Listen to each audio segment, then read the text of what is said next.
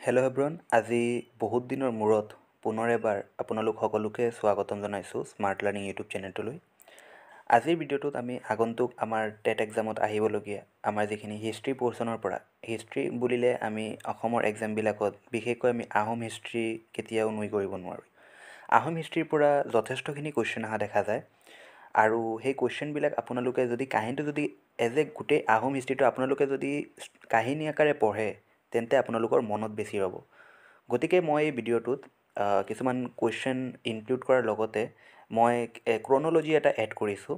ফাৰ্ষ্টতে আহোম ৰাজ্যৰ প্ৰতিষ্ঠাতা চুকাফাৰ পৰা আজি আমি চুহুংমুঙৰ ৰাজত্বলৈকে, চুহুংমুং বা দিহিঙীয়া ৰজাৰ ৰাজত্বকাললৈকে যিমানখিনি MCQ হ'ব পাৰে প্লাছ যিমানখিনি ওৱান লাইনাৰ হ'ব পাৰে, ইম্পৰ্টেণ্ট নোটছ হ'ব পাৰে, গোটেইখিনি আমি ইয়াত ইনক্লুড কৰিছোঁ।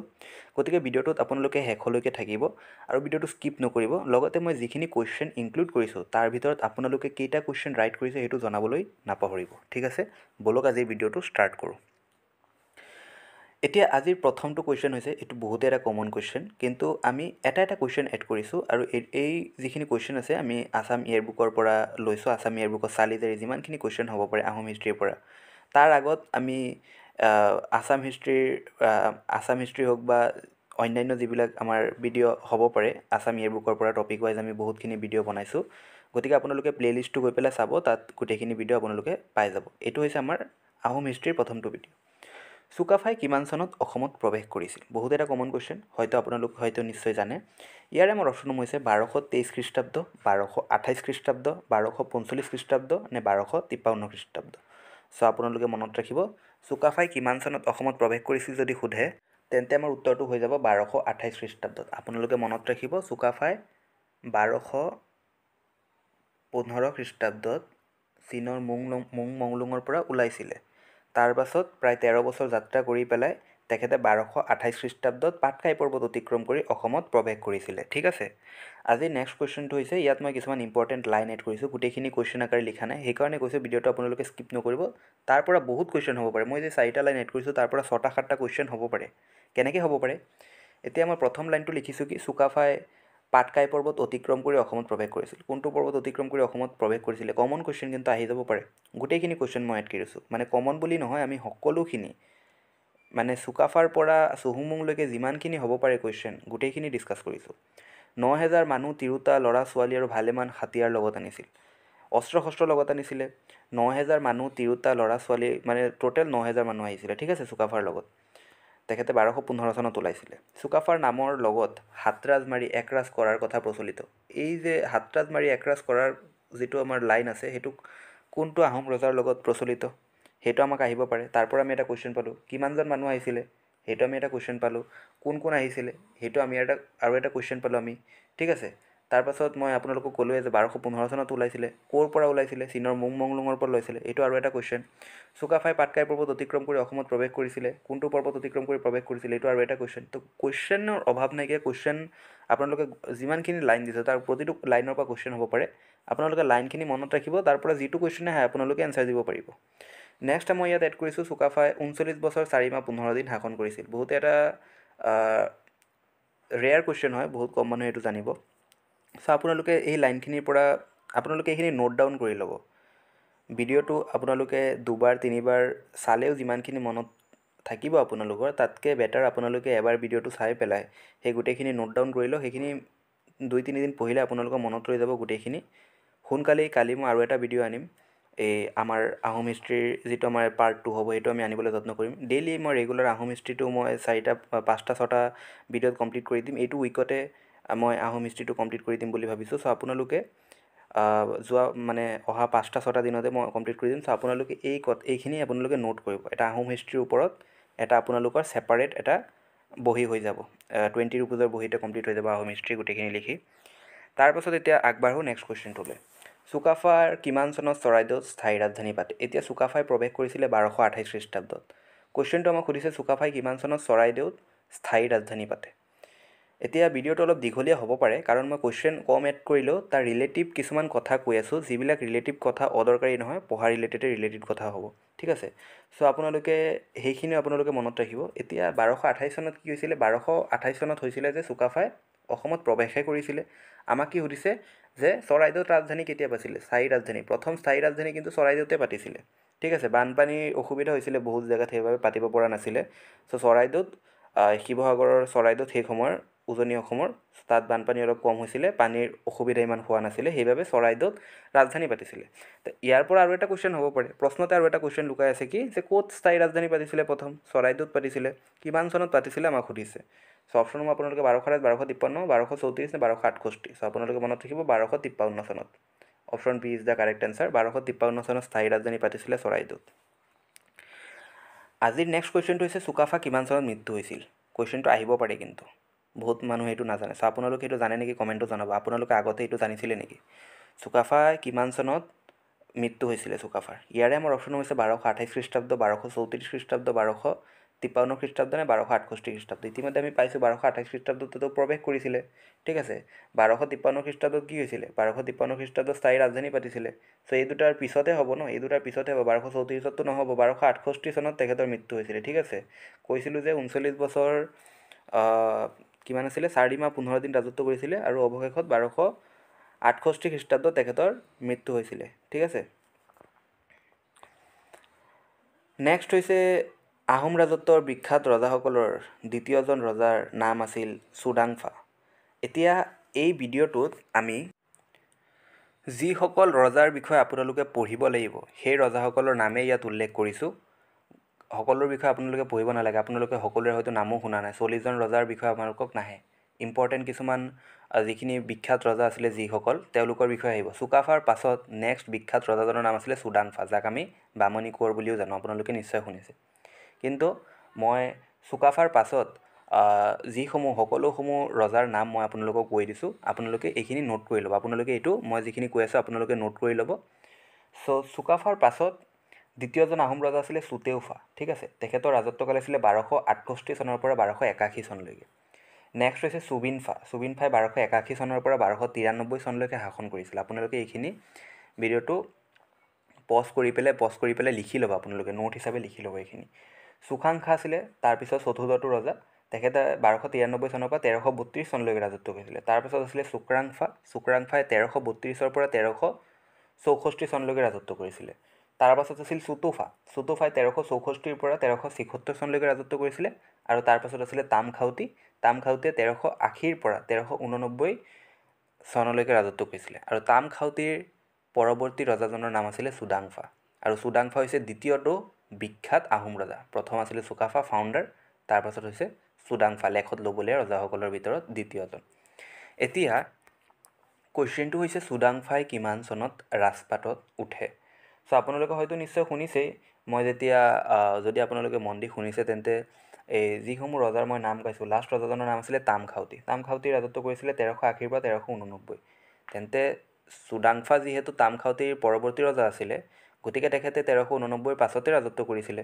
চ' ইয়াৰে আমাৰ চনসমূহ চাওক, 1228। 1228টো নহ'ব, 1228ত আহোম ৰাজ্য প্ৰতিষ্ঠা কৰিছিলে, বহুত আগৰ কথা, চুকাফাই প্ৰতিষ্ঠা কৰিছে।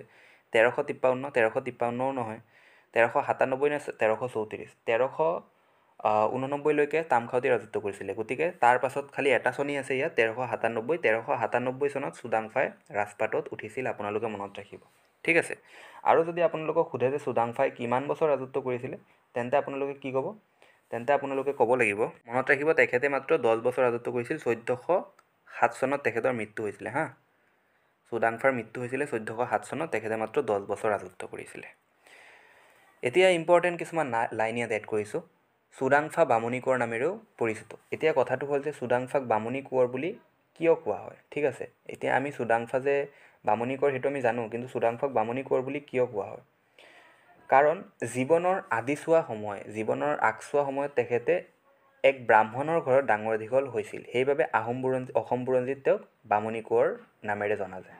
ঠিক আছে, লগতে আৰু কিছুমান ইম্পৰ্টেণ্ট মই ইয়াত লাইন এড কৰিছোঁ। তেখেতে প্ৰথম হিন্দু আচাৰ নীতি গ্ৰহণ কৰিছিল।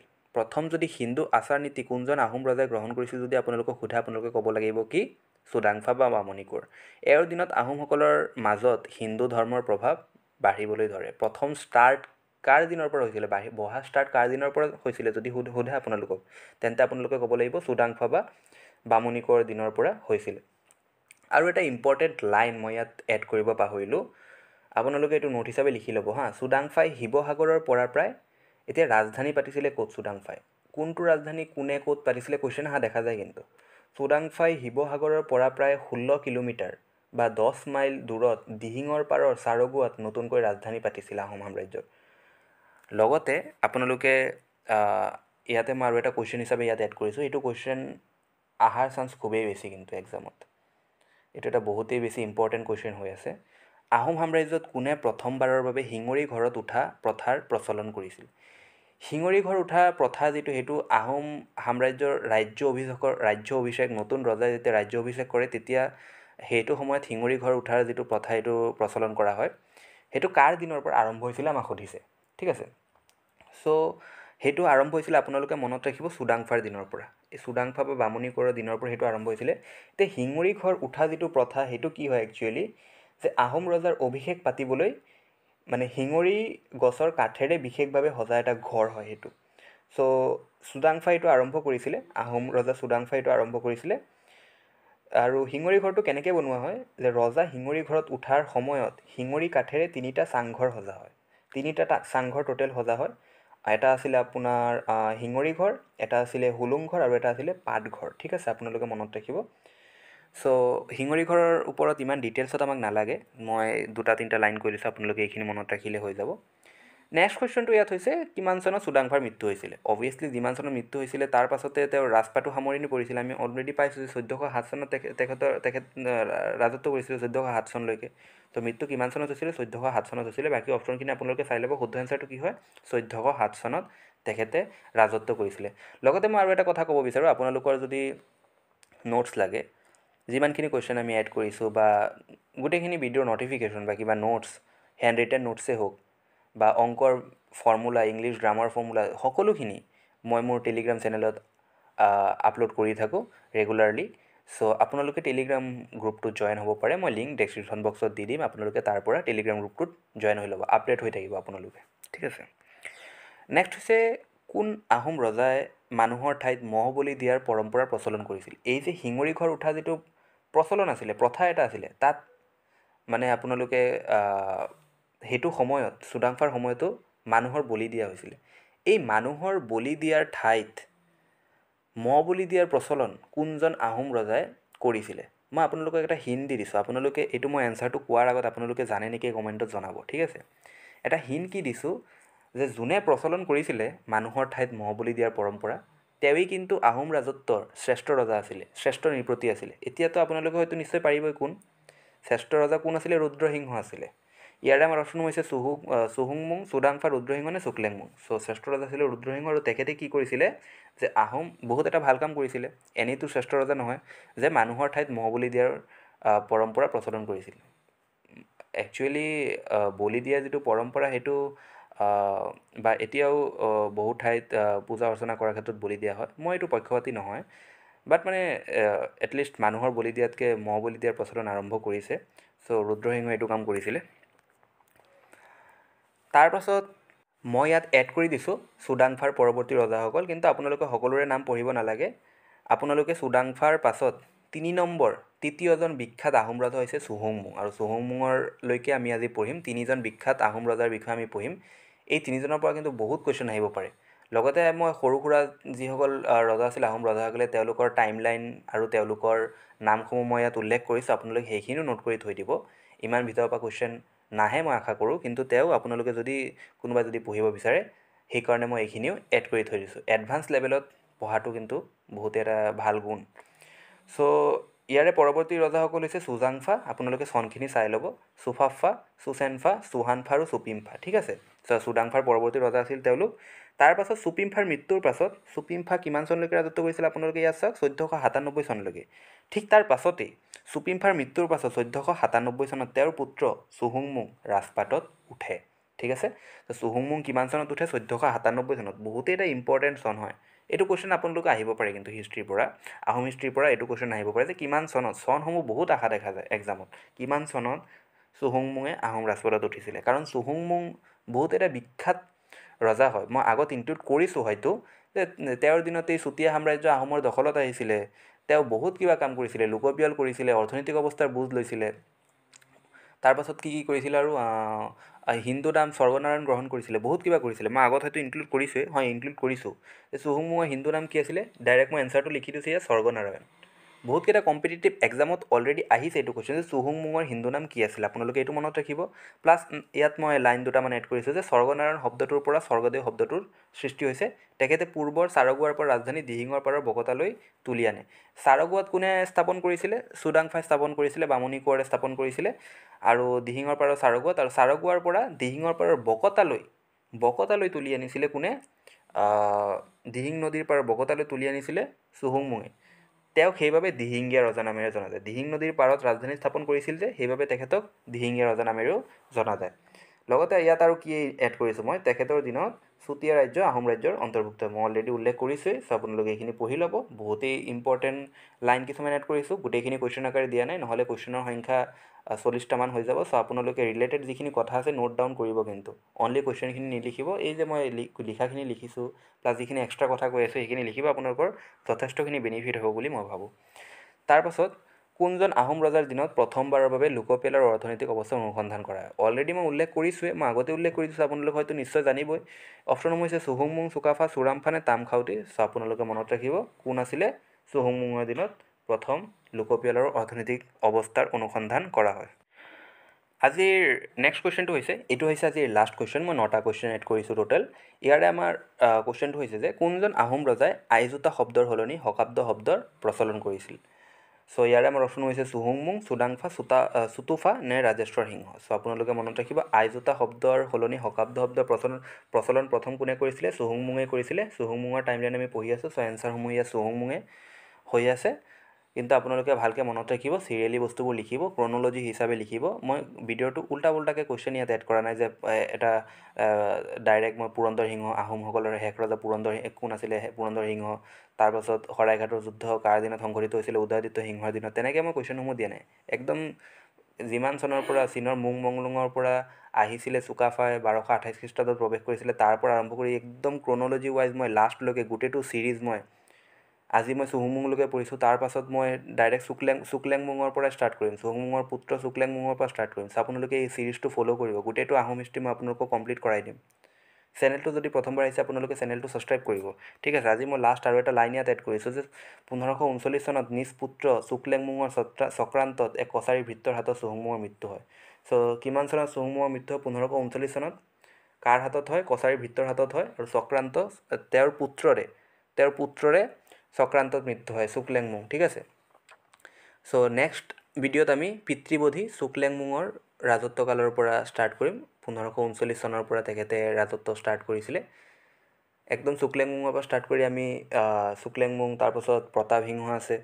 ঠিক আছে, বুদ্ধি স্বৰ্গনাৰায়ণ নামেৰেও তেওঁ জনাজাত। চিৰিয়েলি আমি এটা এটাকৈ আমি পঢ়ি যাম ক্ৰন'লজি ৱাইজ। চ' আপোনালোকে গোটেইটো ছিৰিজ চাব। যদি আমাৰ এই ভিডিঅ'টো ভাল লাগিছে তেন্তে আপোনালোকে চেনেলটো ছাবস্ক্ৰাইব কৰি ল'ব, ভিডিঅ'টো লাইক কৰিব, ভিডিঅ'টো শ্বেয়াৰ কৰিব। আপোনালোকৰ চিনাকি যদি আৰু কোনোবা আছে এক্সাম দিয়া। চ' আজিৰ ভিডিঅ'টোত ইমানেই। লগ পাম আৰু এটা ভিডিঅ'ত অতি সোনকালেই। Thank you so' much.